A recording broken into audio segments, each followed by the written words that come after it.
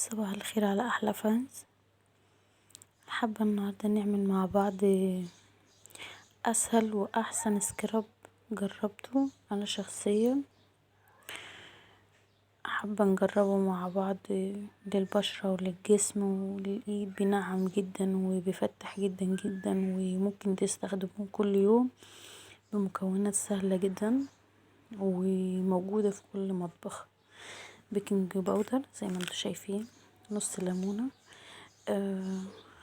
معلقة ونص سكر او معلقة كفاية. تعالوا نعمله مع بعض. هنحط البيكنج باودر على السكر كده، مقدار معلقة مثلا، مش طبعا مش الكيس كله ده، لو نفترض ان هو على قد الوش والايد.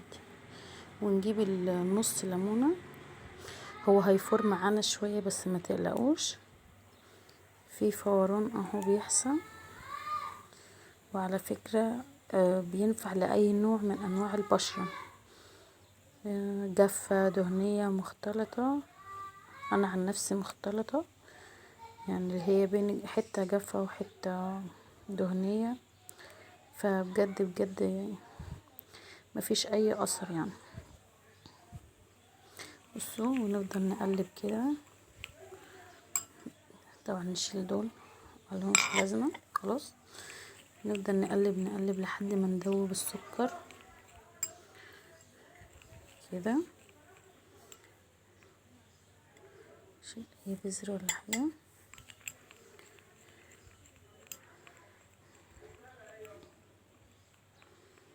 عايزة اقول لكم ان هو على الوش والايد وهم جميل جدا جدا اهو بقى كامل. بصوا، جميل جميل جميل جميل. ممكن ان احنا نحطه على الايد، يعني مثلا انا احط كده. ثواني بس معايا، خليكم معايا.